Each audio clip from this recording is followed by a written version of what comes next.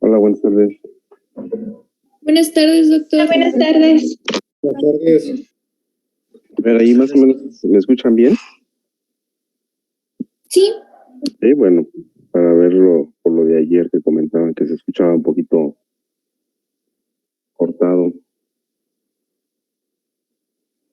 Bueno, vamos a ver este último tema que se refiere a lo que es la placenta y membranas fetales, que finalmente ya cuando se ve, o se vio, mejor dicho, cómo se formó el embrión y pasó a ser un feto para que finalmente alcanzara el tamaño de término, de un bebé de término hacia el final del embarazo.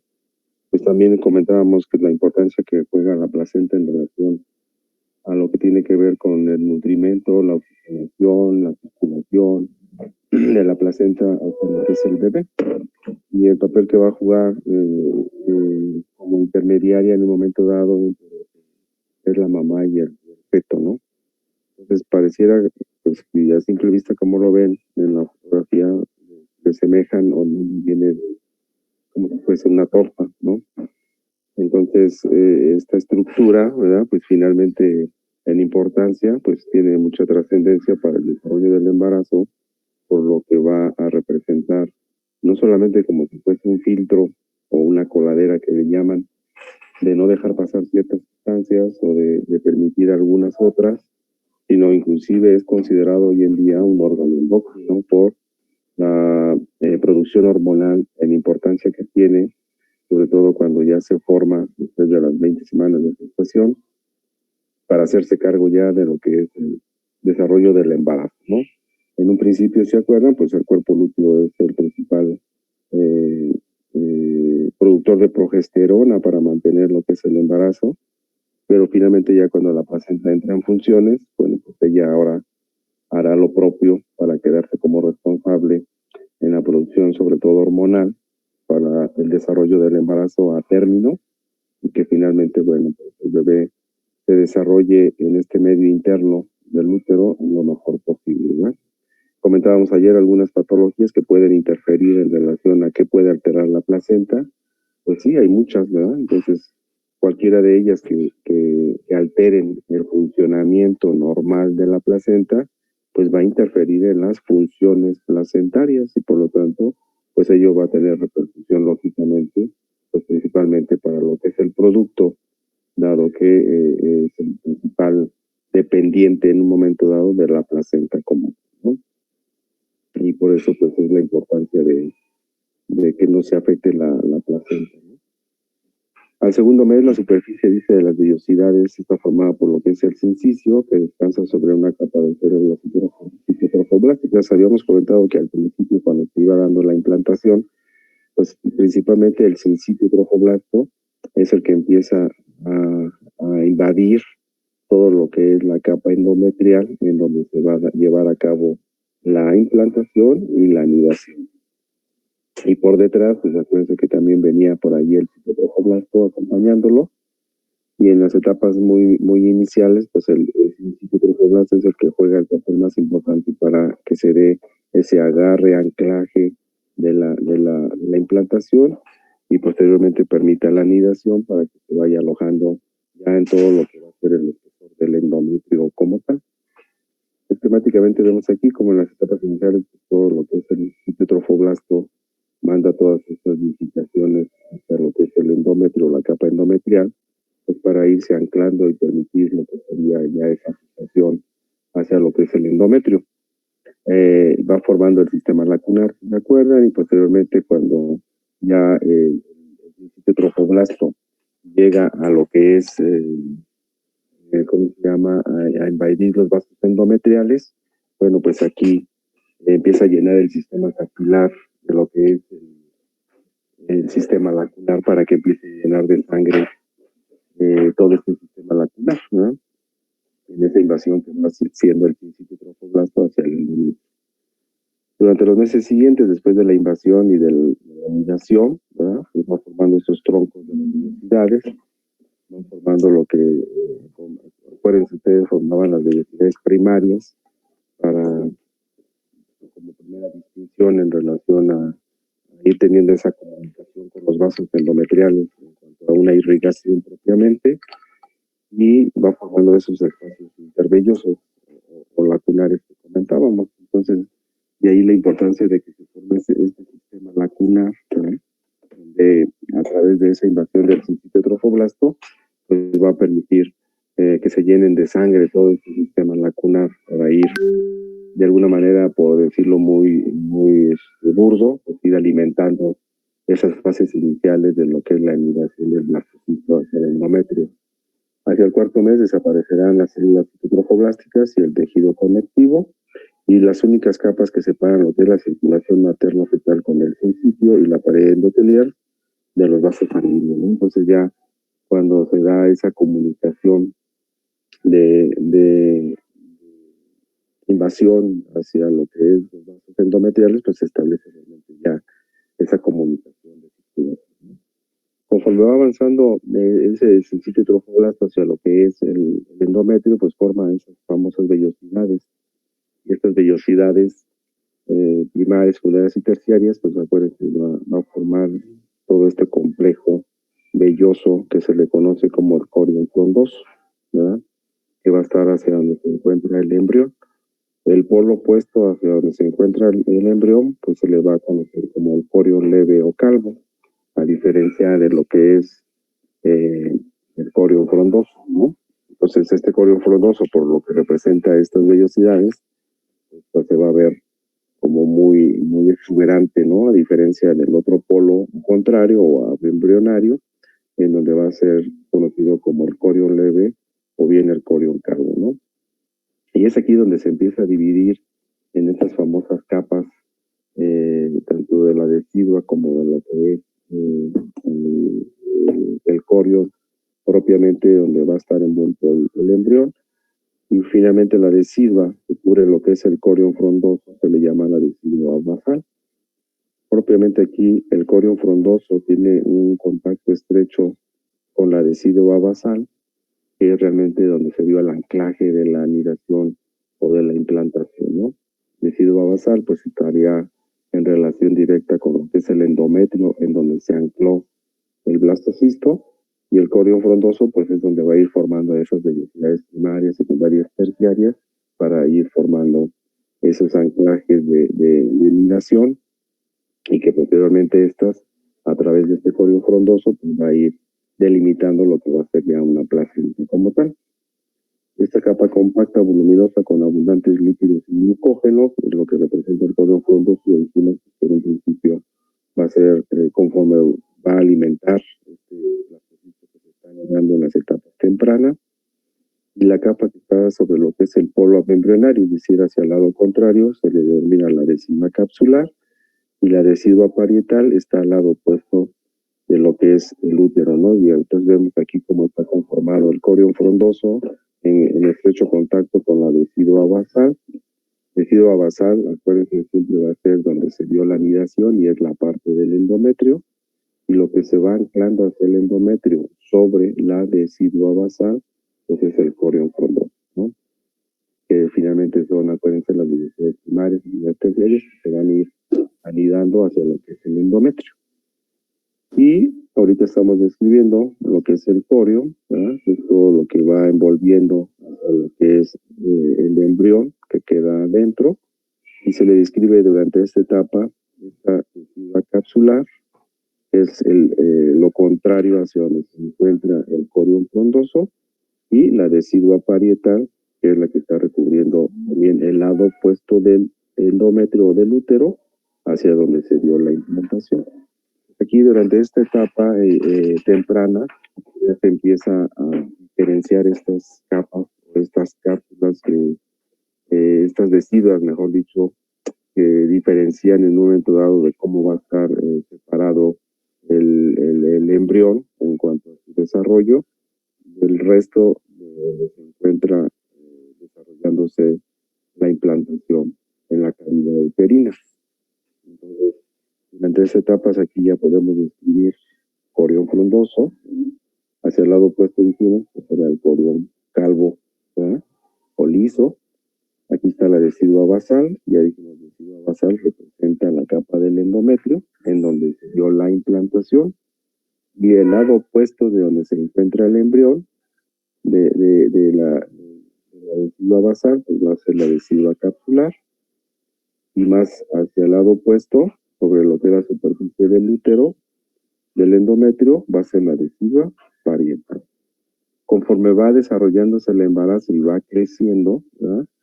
Pues va a llegar un momento dado en que esta decidua capsular se pegue con la decidua parietal. Conforme va creciendo el bebé, pues simplemente por mayor aumento del líquido amniótico del bebé, pues va creciendo más, de tal manera que lo va desplazando, va ocupando más espacio lógicamente dentro de la cavidad endometrial, de tal manera que la decidua capsular se va pegando con la decidua parietal y va a llegar un momento dado en que ya se fusionan ambas cápsulas de tal manera que ya no, yo voy por ella, de tal manera que ya no se puede distinguir la separación de uno y otro, ¿no?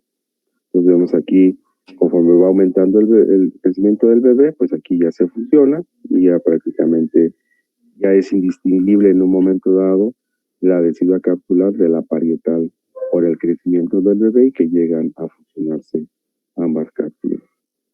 Corio frondoso, vean cómo todas estas las vellosidades tan importantes de lo que representa en un momento dado toda esta superficie de las vellosidades, que es lo que se está anclando, agarrando de la decidua basal, ¿no?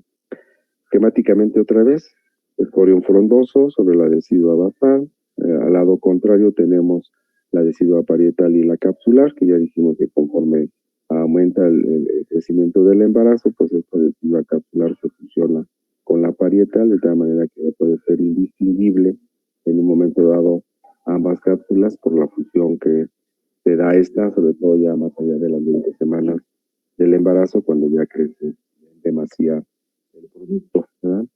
Aquí comentamos, ya se fusionan ambas cápsulas, y la única porción del corión que participa de los procesos de intercambio en el corión es el corión frondoso junto con la decidua basal. Y entonces dijimos, este corión frondoso lo que va a representar finalmente ya cuando se desarrolla y va creciendo, pues finalmente va a formar lo que es ya la placenta como tal, ¿no? Pues entre más se sigue desarrollando el corión frondoso, se va agrandando, va produciendo estos tabiques en lo que va a ser todo el corión frondoso, y finalmente ya en la estructura va conformando lo que es o lo que va a ser la placenta, ¿no? Entonces, la decidua basal con lo que es el corión frondoso, finalmente en la estructura es lo que nos va a representar ya la placenta como tal, ¿sí? Al comienzo del cuarto mes aproximadamente, la placenta posee dos componentes ya distinguibles, o que se puede diferenciar macroscópicamente, que sería una porción fetal, que es el corión frondoso, y una porción materna, como sería la decidua basal, ¿no? Entonces, del lado de la mamá, pues tendremos la decidua basal, y del lado del bebé, pues tendremos lo que sería la porción fetal o el corión frondoso, ¿no? Para distinción de ambas partes. Ya en lo que es una placenta ya bien conformada y madura, pues vean que se le describen estas dos caras que estamos comentando, lo que tiene que ver con la decidua basal, hacia donde está implantado y pegado hacia el endometrio o hacia la mamá, pues va a representar lo que es la cara materna, que también se le conoce así, la cara materna, y la contraparte de la otra cara de la placenta que da hacia el bebé, que dijimos, va a ser lo que es la cara fetal, ¿no? Entonces es importante distinguir tanto la cara materna como la cara fetal, porque cuando se atiende un parto y posteriormente que ya sale el bebé, pues ahora tendrá que salir la placenta. Entonces, después de que sale la placenta y tú la recibes, tendrás que revisarla, y ya en tus manos tienes ahí esta placentota y tienes que revisar lo que es la cara materna, que esté completa, y lo que es la cara fetal también, que esté completa con sus membranas, ¿no? Para que no vayan a quedar restos dentro de la cavidad uterina y ello a la paciente le pueda provocar algún problema, sea de sangrado o hemorragia, o de algún tipo de infección, por los restos que se hayan quedado ahí, y es que parte de la cara materna o algunas membranas de la cara fetal se hayan quedado y ello producir un problema posteriormente. Entonces, por eso la importancia de revisarla cuando ya tienes el alumbramiento que se le llama, o recibes la placenta después de que nace el bebé. Algo muy importante es la zona de unión en lo que se va conformando en la lámina decidual, ¿verdad? Que tiene que ver con la decidua basal. Esa zona de unión pues le va a permitir realmente este anclaje de todo lo que es el trofoblasto que invadió a todo lo que es la decidua basal, y es donde se vio finalmente la implantación ya como tal del sincitio trofoblasto hacia lo que es el endometrio, ¿no? Entonces, la zona de unión va a representar algo muy importante porque finalmente es esta porción que está íntimamente incorporada a la placenta y donde se van a entremezclar estas células trofoblastas deciduales. Entonces, finalmente la unión ya de donde se establece la decidua basal con el corión frondoso para que se agarre esa unión en importancia y, bueno, pues posteriormente lleve a cabo ya las funciones como tal de lo que es una placenta, ¿no? Conforme va creciendo la placenta y se va dividiendo, dijimos, el corión frondoso va empezando a formar unos tabiques dentro de lo que es ese corión frondoso, y al ir formando estos tabiques se van a formar más o menos hacia el cuarto o quinto mes, ¿verdad? Forman los famosos tabiques deciduales, con lo que la placenta queda dividida en varios compartimentos o cotiledones. Entonces, de aquí en adelante, estos compartimentos que se empiezan a dividir aquí por estos tabiques que se forman aquí deciduales, ustedes ven aquí, estos tabiques van formando estos compartimentos. Otro tabique, entre un tabique y otro tabique, otro compartimento. Entre un tabique y otro tabique, otro compartimento. Y así sucesivamente sobre toda la superficie de la placenta. De tal manera que al quedar dividida en estos tabiques, ya cuando queda totalmente dividido por estos tabiques deciduales, pues van a conformar estos porciones de tejido que son denominados los famosos cotiledones. ¿Por qué son importantes los cotiledones? Porque se considera la unidad funcional de la placenta. Así como ustedes habrán escuchado, el riñón tiene su unidad funcional, que es la nefrona, el cerebro tiene su unidad funcional, que es la neurona, etcétera.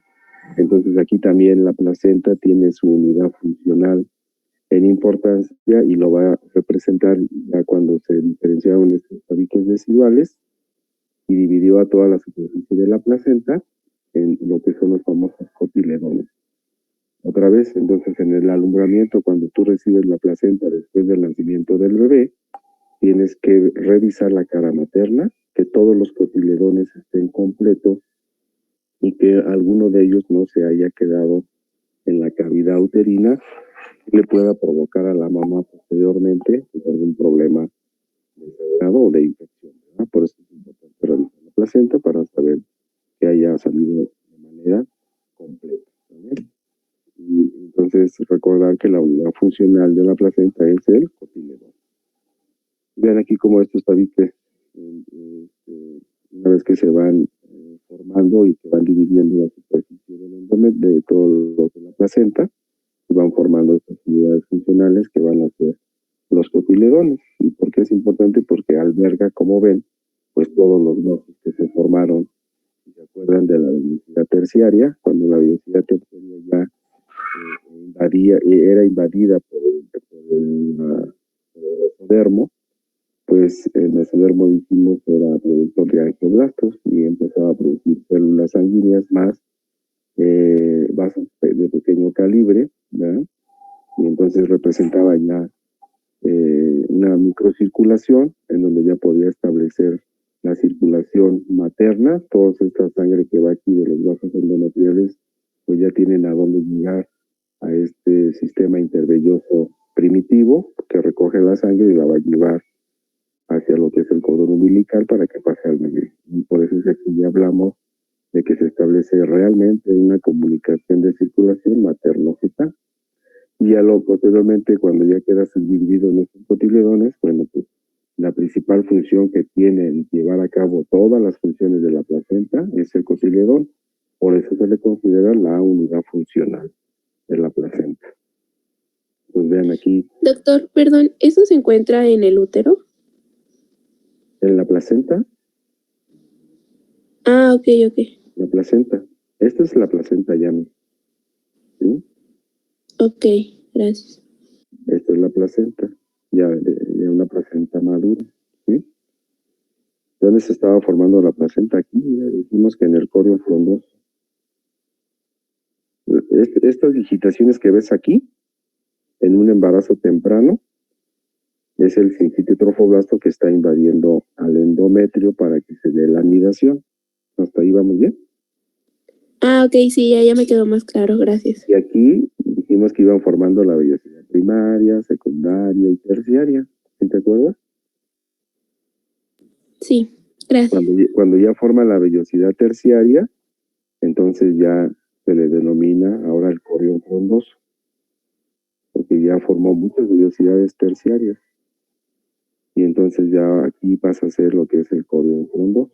Entonces, cuando ya puedes tú establecer un corión frondoso ya muy agrandado y diferenciado, bueno, pues aquí ya se le puede distinguir una cara fetal, que es la que da el feto, y una cara materna, que es la que da al endometrio o a la mamá.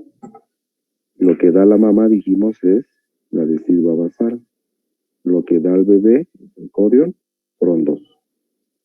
Entre más se vaya subdividiendo el corión frondoso en estos tabiques deciduales, va a conformar ahora los cotiledones. ¿En dónde están los cotiledones? Aquí en el corión frondoso, porque es lo que va a formar la placenta. ¿Y la placenta dónde está unida? A la decidua basal del endometrio de la mamá. ¿Vale? ¿Sí te quedó claro? Sí, ya, gracias. Y entonces ya una placenta bien conformada y dividida, morfológicamente, pues ya queda así, ¿no? Estos son los cotiledones que están pegados ¿a dónde? A la decidua basal, a esto, al endometrio del útero de la mamá. Ahí está agarrado, pues, para que me entiendan, ¿sí? Y entonces, esta es la cara materna, todos los cotiledones, y estos son los que están pegados a la superficie de la decidua basal. La decidua basal es el endometrio del útero de la mamá. Ya no le llamábamos endometrio, ahora se le llama decidua basal. Es el sitio donde se dio la anidación o la implantación del blastocisto. ¿Vale? Y creo que iba aquí. Bueno, y aquí nada más era para ejemplificar pues ya la microcirculación que se establece en cada unidad funcional del cotiledón. Del lado materno, donde están los vasos endometriales sobre la decidua basal, en donde quedó conformado cada cotiledón. Pues aquí ellos recogen la circulación de la sangre para llevarla a través ya de esta microcirculación que hay, que se formaron, acuérdense, de la velocidad terciaria, y que su conjunto ya es el cotiledón para recoger toda esta sangre y llevarla hacia lo que es el cordón umbilical y pasarla hacia lo que es el bebé. ¿Bien? Entonces el aumento, sí. ¿La decidua basal y la decidua parietal son diferentes capas o es la misma? No, son diferentes. Acuérdate que dijimos que estaban del lado opuesto. La decidua basal es la que está netamente pegada a la mamá, aquí al útero, en donde se dio la implantación. Y la decidua parietal es lo contrario, mira, aquí está la decidua parietal. Está hacia el otro lado contrario del útero. Por eso dije a la otra porción del endometrio que se encuentra al lado opuesto de la decidua basal. ¿Vale? La decidua parietal es como si fuese la continuación de la decidua basal. Aquí está la decidua basal. Pero propiamente aquí es donde se dio la implantación. Si continuáramos aquí con la decidua, va a corresponder al lado opuesto de donde está el embrión. Aquí está el embrión, aquí está la implantación, este es decidua basal, el lado opuesto es este, por lo tanto esta es la decidua parietal. Y la decidua capsular es inmediatamente lo que está envolviendo al bebé, ¿sí? Que sería este de aquí. El lado opuesto, dijimos, donde se encuentra el corión frondoso. Entonces, el corión frondoso se continúa también con una capa. Si te fijas, ¿qué es esto? Esta capa sería o representaría, si esto es frondoso, pues este sería el liso, ¿verdad? Que a su vez también va conformando esta capa que se le llama la decidua capular. Pues tanto la decidua capular como la decidua parietal están al lado contrario de la decidua basal. Y dijimos, conforme avanza el embarazo, se va agrandando, llegará un momento dado en que la decidua capular se junta con la decidua parietal, es decir, este espacio ya no va a existir conforme avanza el embarazo, porque se juntan, ¿verdad? Aquí está, se fusionan, ya es difícil percibir dónde está realmente la división entre uno y otro, ¿vale? Entonces, creo que iba a ver, aquí, ¿vale? Fíjense, el aumento del área de la superficie es paralelo a lo que va creciendo el útero en expansión y durante todo el embarazo ocupa aproximadamente de un 25 a un 30% de la superficie interna del útero. ¿Qué quiere decir esto? Pues vean el tamaño que puede alcanzar la placenta como tal.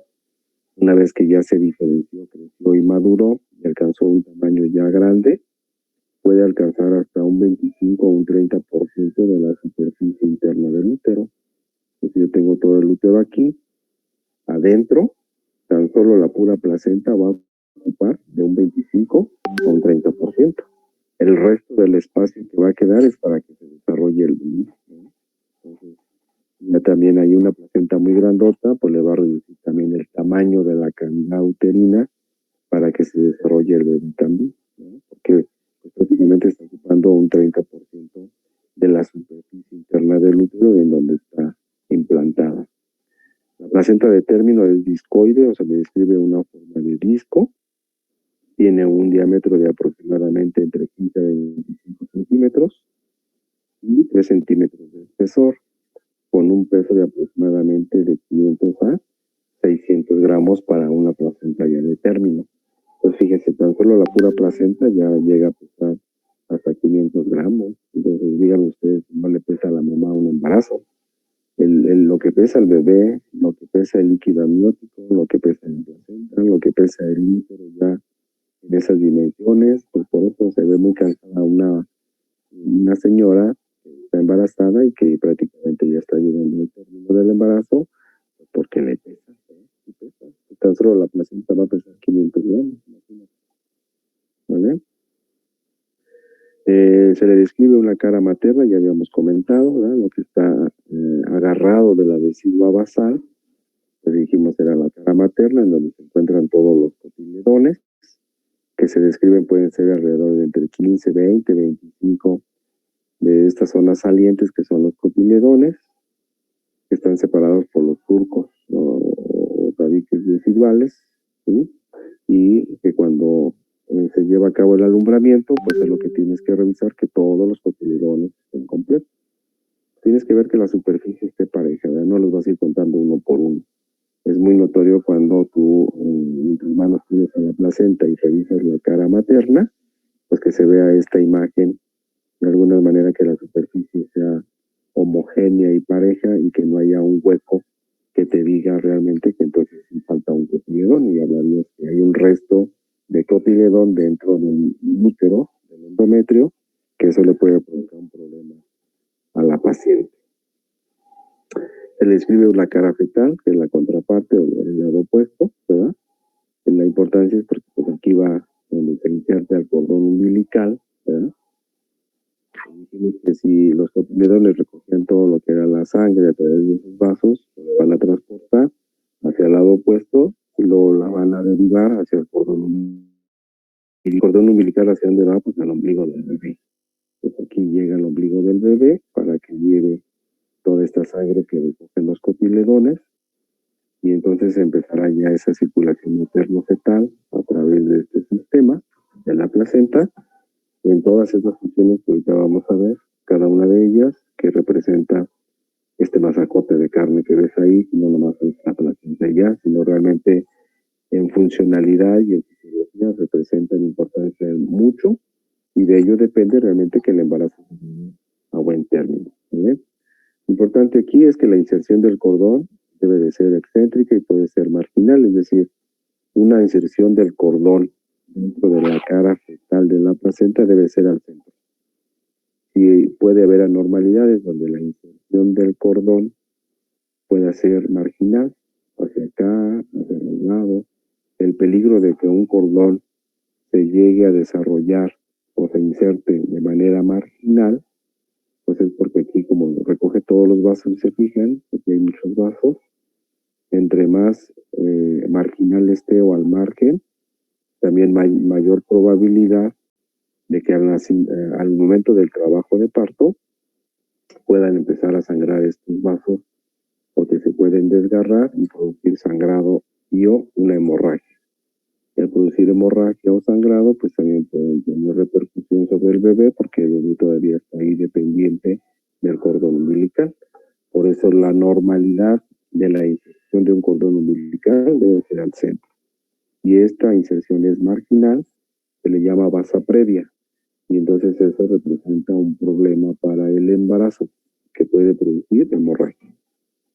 Estos cotiledones reciben sangre entonces a través de las arterias espirales, que las arterias espirales acuérdense que están en el endometrio, y la luz de las arterias es pequeña, por lo que la presión impulsa la sangre hacia lo que son los espacios intervellosos con sangre oxigenada. La intención es llevar sangre oxigenada a través de los cotiledones para que a su vez pues la transporten hacia lo que es el cordón umbilical. Al disminuir la presión, la sangre fluye de retoma por la tela adhesiva entrando hacia las venas endometriales y pues viene de regreso, ¿no? Por eso se establece una circulación de ida y vuelta materno-fetal, ¿sí? Si llevo oxígeno, pues me tengo que traer el producto de desecho que es CO2, lo regreso para que pase la circulación materna y ella se encargará de desecharlo, así como otras sustancias que son productos de desecho o ya no requiere el bebé, pues los regresa a través de esta circulación materno-fetal. Ya va a quedar el tiempo. Estos espacios intervellosos, fíjense, contienen aproximadamente 150 mililitros de sangre que se recambia 3 o 4 veces por minuto. Imagínate la velocidad de recambio que tiene la placenta. 3 o 4 veces por minuto. Entonces, cualquier situación que llegue a afectar la microcirculación placentaria, lógicamente va a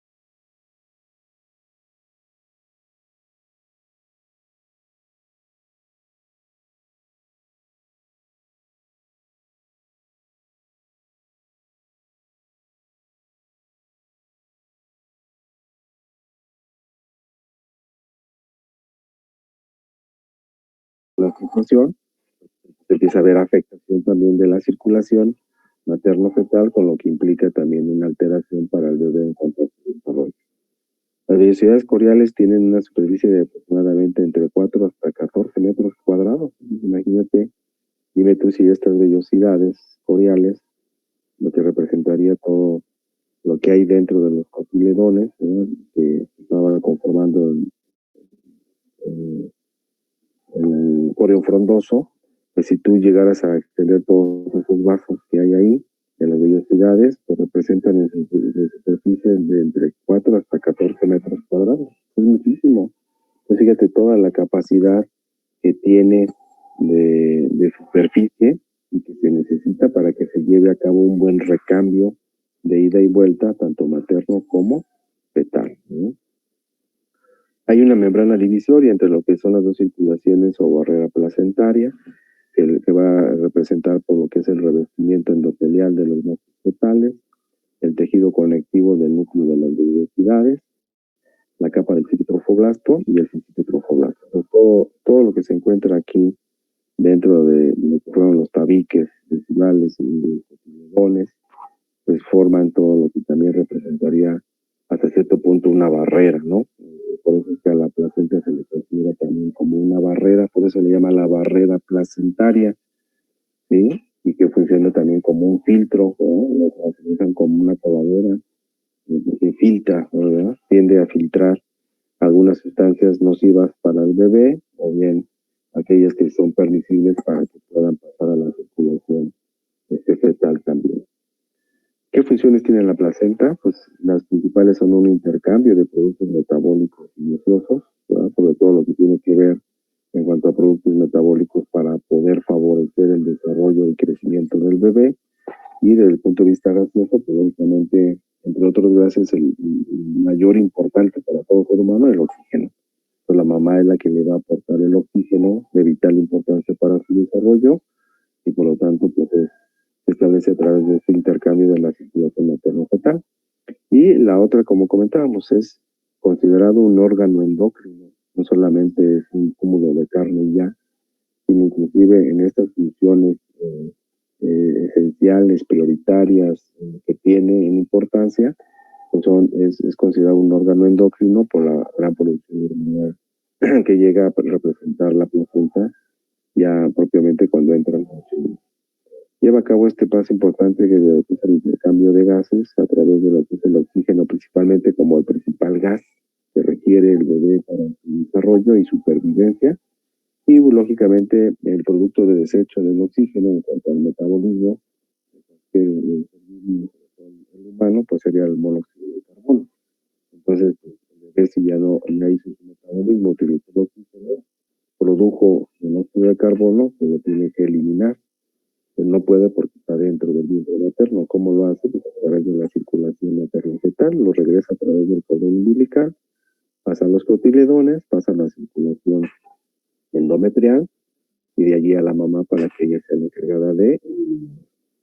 También aporta elementos nutritivos y electrolitos como son aminoácidos, ácidos grasos libres, vitaminas, hidratos de carbono, todo ello que la mamá le aporta desde estos puntos de vista de productos metabólicos para que el bebé tenga un buen aporte para su crecimiento y desarrollo durante la etapa fetal, ¿no?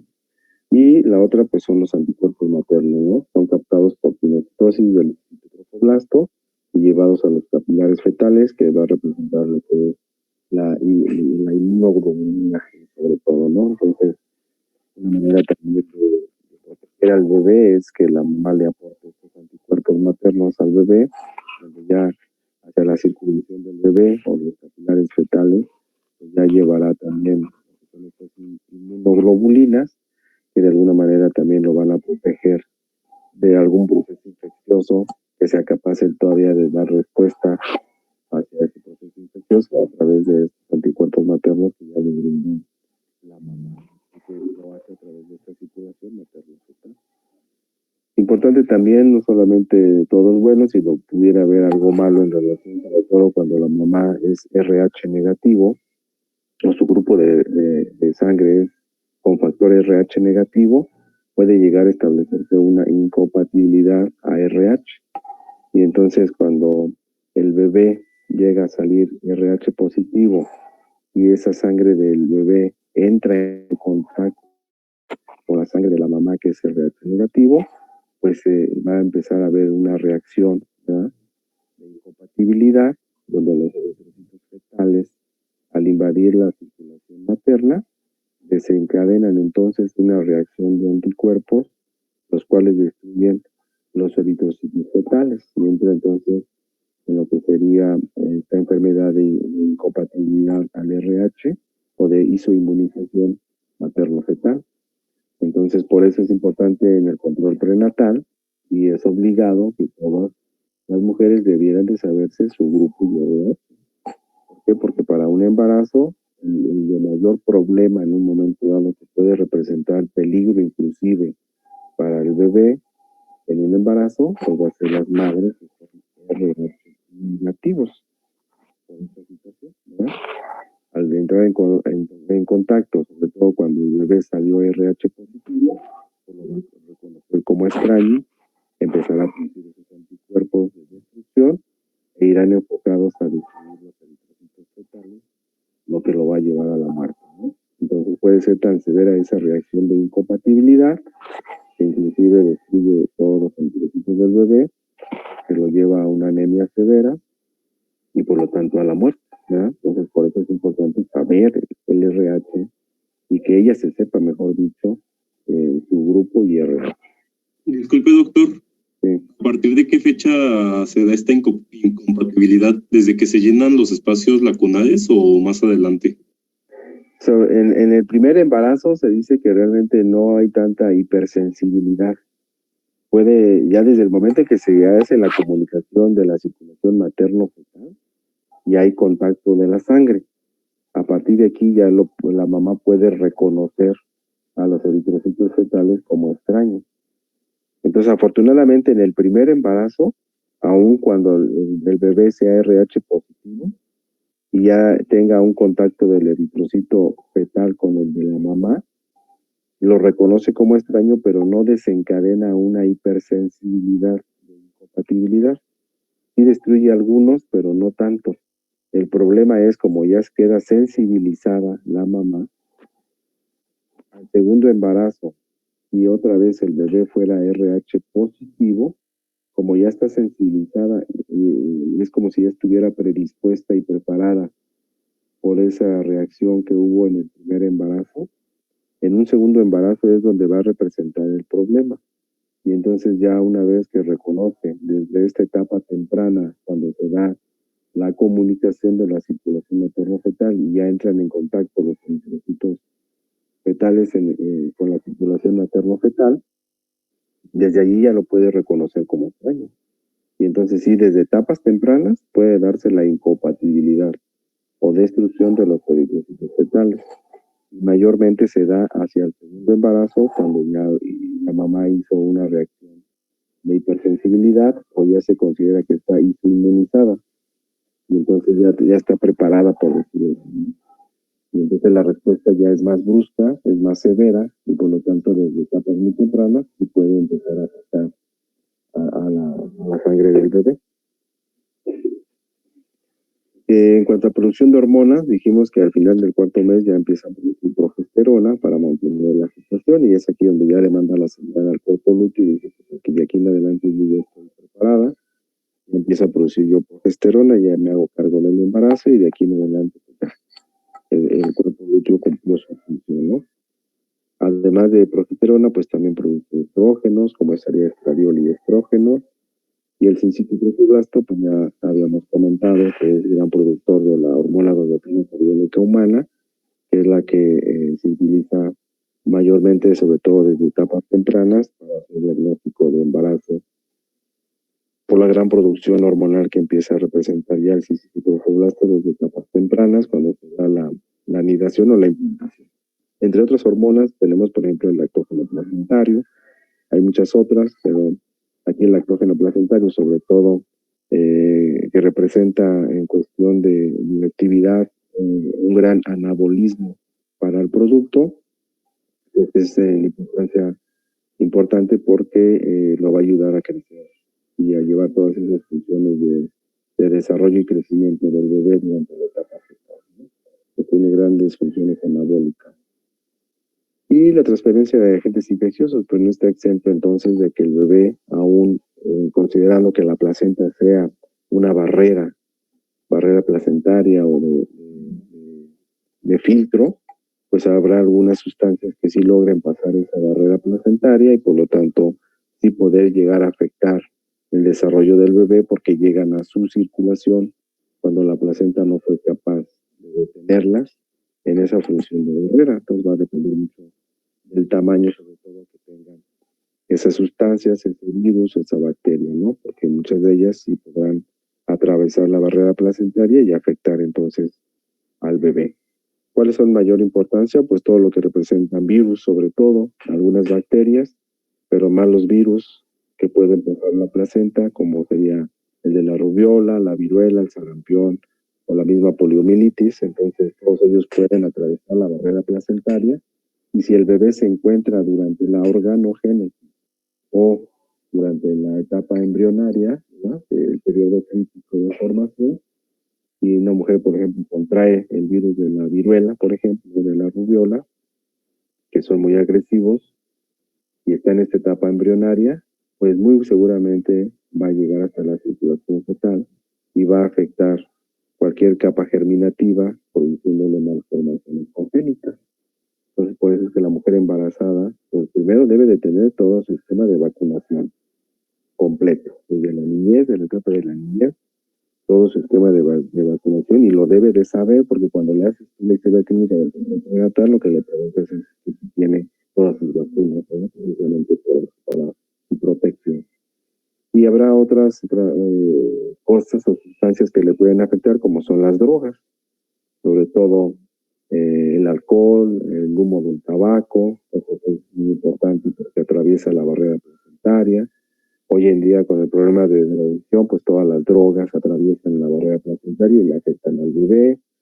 El cristal, la cocaína, el crack, todo eso, pues son sustancias perjudiciales para el bebé porque llegan a su circulación, dado que sí atraviesan la barrera placentaria y por lo tanto pueden tener gran repercusión en el crecimiento y desarrollo del bebé. Y comentábamos también ayer la cuestión del famoso anillo umbilical o la famosa hernia, ¿no?, que se hacía cuando se estaba formando el intestino medio, sobre todo donde no era capaz de mantener adentro todo lo que era las heces intestinales, pues se formaba este anillo umbilical con la famosa hernia transitoria umbilical para contener las heces intestinales cuando se está formando el anillo umbilical, ¿no? Entonces, cuando se va plegando todo lo que era el saco vitelino, decimos, y se iba formando aquí el conducto falomesentérico, pues aquí quedaba parcialmente, y se formaron ya las asas intestinales del intestino medio, pues quedan salidas, obstruidas hacia el exterior, a lo que todavía aquí la cavidad abdominal es más pequeña, no lo puede contener, y por lo tanto pues queda de manera transitoria formada una hernia fisiológica umbilical que posteriormente,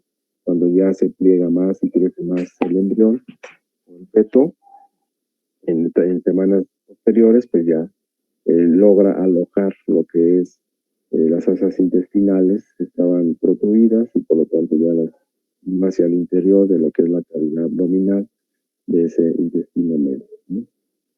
Entonces la cavidad amniótica posteriormente crece rápidamente y comienza a envolver el folículo de fijación, y el conducto falomesentérico formado va a formar lo que es el cordón umbilical primitivo junto con el folículo de fijación, de tal manera que al final del tercer mes el amnio será dilatado hasta ponerse en contacto con el corion, y el saco vitelino suele encogerse y se va obliterando, que es lo que comentábamos, para formar el conducto falomesentérico, ¿no? La cavidad abdominal entonces es pequeña para las asas intestinales y algunas de ellas sobresalen por lo que es el cordón umbilical, formando lo que es la famosa hernia fisiológica umbilical transitoria, ¿no? Conforme va pasando el crecimiento y se va haciendo más largo ya lo que es la relación del tórax con el abdomen, pues ya cabrán ahora ya las asas intestinales, de tal manera que posterior al tercer mes prácticamente deben de estar ya hacia adentro de la cavidad abdominal para que esa hernia se vaya cerrando fisiológica y posteriormente se oblitere y solamente nos quede ya el cordón umbilical en donde está o lo que será posteriormente el famoso ombligo, ¿no? Ya cuando se cae el cordón umbilical.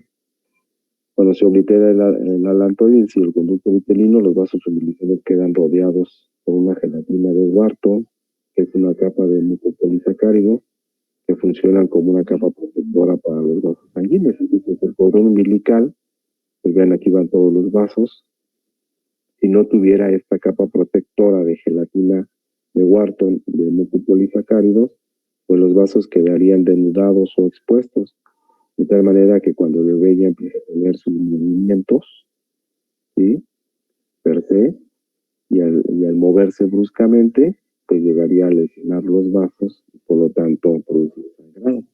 Es una manera de proteger estos vasos del cordón umbilical para que no se desgarren o produzcan sangrado, si no estén expuestos, pues es a través de la formación de esta gelatina de Wharton que los va a proteger, ¿verdad? Y vean aquí en un corte histológico como todo alrededor está esta capa de mucopolisacáridos que es la gelatina de Wharton protegiendo a los vasos sanguíneos para que no sufran ningún problema. Hacia el final ya del embarazo comentábamos ayer también que puede haber ciertas situaciones que afecten la placenta ya en cuanto a su funcionalidad. Entonces, al aumentar el tejido fibroso en lo que es el centro de las vellosidades, hay mayor gruesor de lo que es la membrana basal de los capilares fetales. Puede haber un cambio de interacción en lo que son los capilares de pequeño calibre de las vellosidades y empieza a haber un depósito de fibrina en lo que es la superficie de las vellosidades en los niños, en todo lo que estaban los cotiledones. Vean, si recuerdan la otra imagen, cómo se veían muy bien los cotiledones, y aquí ya va perdiendo toda lo que es la arquitectura de un cotiledón normal, empieza a tener todos estos puntos blancos.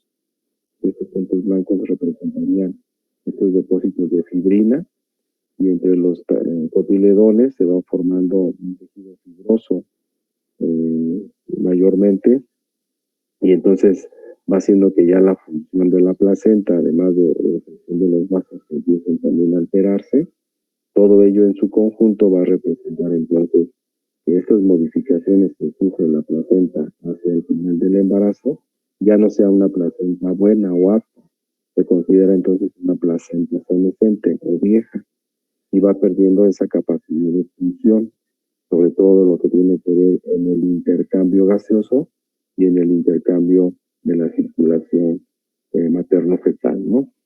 Entonces, por eso aquí ya anuncia el decline de la función de la placenta, ya es una placenta vieja que ya no sería apta que estuviera ahí, puesto que ya las funciones no dan a cabo de manera normal y la afección mayor sería para el bebé. Entonces, al final de un embarazo, también lo que tú valoras con un ultrasonido es la maduración placentaria. Y ahí se mide por grados, grado 1, 2, 3, o 0, 1, 2, 3. 0 pues está inmadura, apenas se va formando la placenta. Grado 1 pues está inmadura. Grado 2 empieza a entrar en proceso de maduración. Y grado 3 es una placenta muy madura. En el ultrasonido se van a ver todos estos puntillos blancos, que es este depósito de fibrina.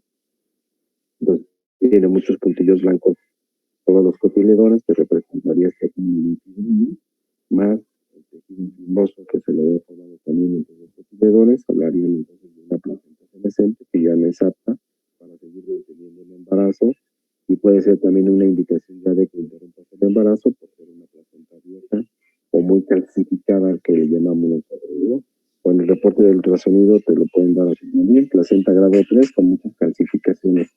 Eso habla de que ya la placenta cada vez está más vieja y ya no está haciendo las funciones que debe de desarrollar. Doctor, perdón, pero ¿para qué serviría la fibrina en ese caso? No, pues al contrario, la fibrina te habla de un depósito anormal dentro del cotiledón. Entonces, entre más depósito de fibrina haya, más alterada está la placenta, más calcificada, para que me entiendan, ¿sí? Los depósitos de fibrina es igual a calcificación. Entre más calcificación, más vieja la placenta. Entre más vieja la placenta, menos funciones ya tiene la placenta. Entonces, estas modificaciones que acabo de comentar es por decir cuando ya te anuncia que llegó a término una placenta en cuanto a sus funciones. Y entre más tenga tejido fibroso, pues ya menos sirve la placenta. Y entre más fibrina tenga, más calcificaciones tiene, y por lo tanto los vasos también se van a alterar en cuanto a su calibre, y ya no va a llevar a cabo las funciones normales de una placenta. En el recién nacido, más o menos el cordón umbilical dice tiene aproximadamente 2 centímetros de diámetro y entre 50 y 60 centímetros de longitud. Hay cordones umbilicales muy largos, hay cordones umbilicales muy cortos. que en promedio dijimos, bueno, puede ser entre 50 a 60 centímetros aproximadamente, ¿no? Habrá cordones muy gruesotes y muy delgaditos, todo va a depender de la acumulación de la gelatina de Wartol que tenga y que ello represente una protección hacia los vasos del cordón umbilical. La cavidad amniótica está ocupada por el líquido acuoso y el líquido amniótico, ¿verdad? Pues toda esta agua que ven aquí donde está desarrollándose el bebé, ¿verdad?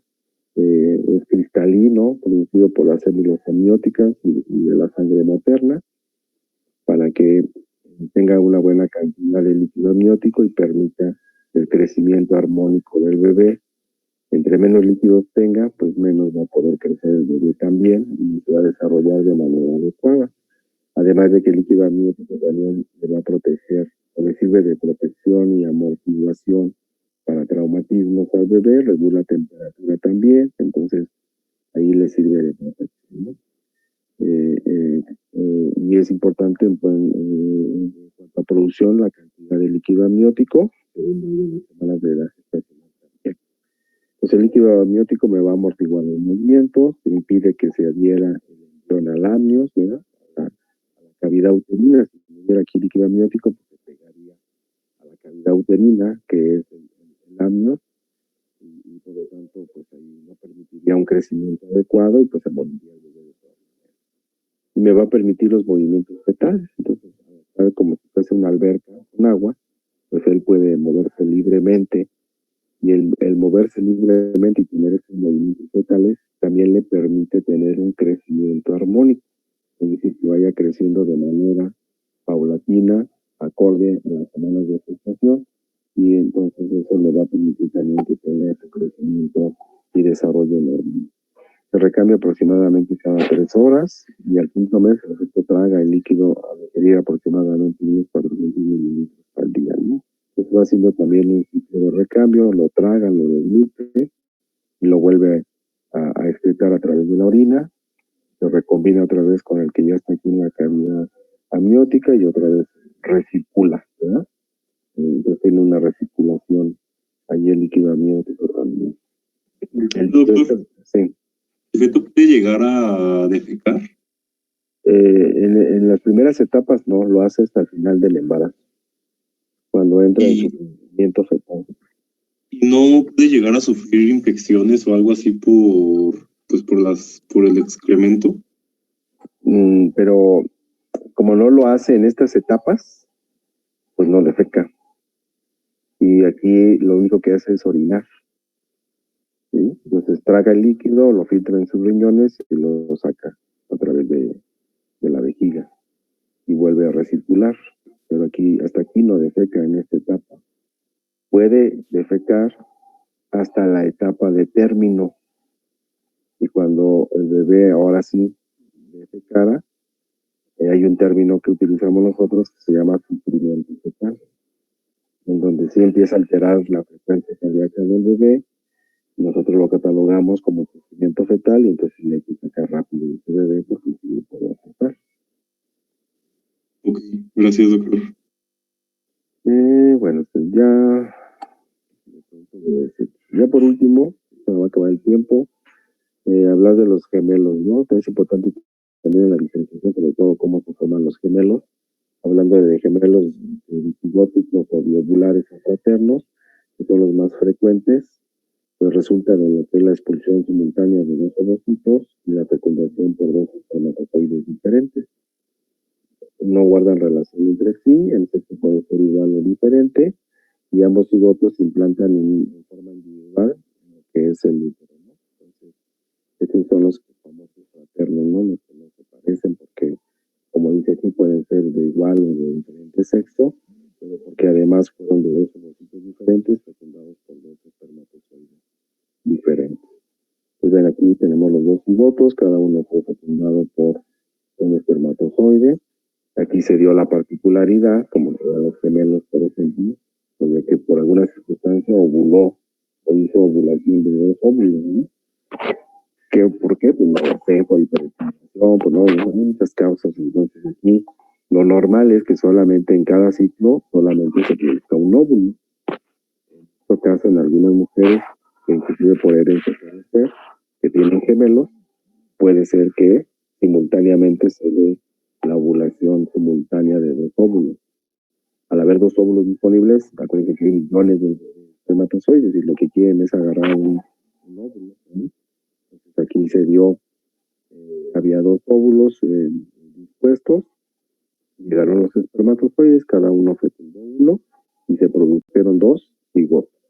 Y aquí empieza la diferenciación de estos cigotos hasta la implantación. Cada uno se implanta en un sitio diferente o por separado. De esta manera que aquí ya cuando se va diferenciando la implantación, pues tenemos amnios separados, ¿verdad? Tenemos placentas separadas porque los sitios fueron separados, ¿verdad? Y sacos coriónicos separados también. Entonces aquí este embarazo se considera que es un diamniótico, porque cada uno tiene su bolsa, amnio, cada uno tiene su bolsa, y un dicoriónico, corio, porque cada uno tiene su placenta. ¿Vale? Y los gemelos fraternos también, aquí puede darse el caso de que también pudiera existir en un momento dado la fusión de las placentas, y en donde cada uno tiene su bolsa, pues la placenta se pudiera fusionar, por lo que pudiera representar aquí también un embarazo gemelar monocoriónico, es decir, una sola placenta que se llegó a fusionar, aunque cada uno está en su bolsa por separado. ¿Vale? Los gemelos idénticos, pues es a partir de un solo óvulo fecundado. El cigoto se divide en diferentes etapas del desarrollo, puede ser en el periodo bicelular, se desarrollan dos cigotos por separado, y en etapa temprana el blastocisto se divide en dos grupos embrionarios, tiene un común la placenta y la cavidad coriónica con cavidades amnióticas diferentes, ¿no? Entonces vean, un cigoto se viene en el periodo bicelular, aquí por alguna situación se produjeron dos módulas, ¿verdad? Y al producirse dos módulas, pues llegan a la cavidad endometrial y también se da la implantación, ¿verdad? De los dos blastocistos ahí por separado. Y también aquí puede darse el caso de que también tengan sus amnios separados, sus placentas separadas, ¿verdad? Y sus sacos coriónicos separados también. Pero realmente el origen vino desde atrás, desde un solo cigoto, que en el periodo muy temprano, cuando se estaba apenas diferenciando celularmente, en el periodo bicelular, con el blastocisto, aquí formó dos mórulas. Siguieron viajando por la tuba uterina hasta llegar a la implantación y se implantan por separado. Y se puede dar el caso entonces, otra vez, de que pueden ser diamnióticos, coriónicos. Cada uno tiene su bolsa, cada uno tiene su placenta. Puede ser que ahora se fusionen las placentas y puede haber monocoriónicos, es decir, nada más una sola placenta, con sus dos bolsas también ahí, cada uno en su bolsa, pero con una placenta única. El problema lo va a representar aquí cuando se da estos gemelos idénticos, pero cuando el blastocisto, ya no en periodo de módulas, sino ahora en el blastocisto, ¿se acuerdan? Aquí el blastocisto, ya diferenciábamos aquí el embrioblasto y el drofoblasto. En esta etapa, dice aquí, se forman dos embrioblastos. Entonces aquí se subdividen dos embrioblastos, sigue su camino, se da la implantación y ahí se hace la diferenciación a partir de los dos embrioblastos, de formar los dos embriones, ¿verdad? El problema de ellos o de este tipo es que se pueden fusionar y puede haber anastomosis de lo que sería la placenta, ¿no? Las placentas se fusionan, puede ser sin anastomosis o con anastomosis. Entonces los gemelos que van a tener mayor repercusión serían aquellos que son con anastomosis de la placenta, porque esta afección de la anastomosis de la placenta va a afectar la circulación de alguno de los bebés. Y es cuando uno recibe casi toda la circulación placentaria y el otro se queda con muy poquita circulación. Y entonces pues, un bebé va a salir muy pequeñito y el otro va a salir muy grande porque va a salir muy pequeño. O inclusive, si esta fusión del corión o de la placenta se da en etapas muy tempranas, puede llegar a morir un bebé aquí, no desarrollarse, y el otro tener un árbol y no se puede seguirse desarrollando. Entonces, el que representa mayor problema de los gemelos idénticos va a ser aquellas placentas que se fusionan y que además tienen anastomosis de circulación, porque uno de ellos siempre va a salir afectado y va a tener problemas para su desarrollo. Aquí el blastocisto, como les decía, también puede darse durante esta etapa en cuanto a la diferenciación, cuando ya se da en el disco germinativo como tal, en la etapa de la formación del disco germinativo, sobre todo cuando da la línea primitiva. Aquí puede darse también la división hacia dos discos germinativos y por lo tanto, al haber dos discos germinativos, pues dará origen también a dos gemelos, ¿no? Y ven aquí cómo ahora ellos comparten un solo amnio, una sola cavidad amniótica, ¿sí? Y una sola placenta, nada más. Pero se dio a partir ya del disco germinativo bilaminar cuando aparece la línea primitiva. Y puede ser el problema mayor cuando se da la división aquí en el disco embrionario, cuando pueden fusionarse los bebés con una sola cavidad amniótica y como están muy pegados uno del otro, pues son los famosos gemelos unidos y por lo tanto puede haber una alteración o malformación porque se adhieren o se pegan. Y es esta traducción en relación a tener este tipo de bebés que son los toracopagos, pigopagos y craniopagos. Toracopagos, pues por el tórax van a estar unidos, el picopago, pues va a estar por la región sacra, y el craneopago pues, por los cráneos, ¿no? Entonces, el problema de este tipo de división cuando se da en el disco germinativo, dado que da una sola voz amniótica, pero los gemelos quedan muy juntos, puede darse la fusión y entonces producir gemelos unidos y dar esta alteración de tipo de gemelos que los han visto ahí en las noticias, ¿verdad? Que serían los toracopagos, pigopagos y craneopagos ya como un defecto por esta unión que se dio de la formación de los gemelos unidos. Y creo que eso es todo. No sé si hay alguna pregunta.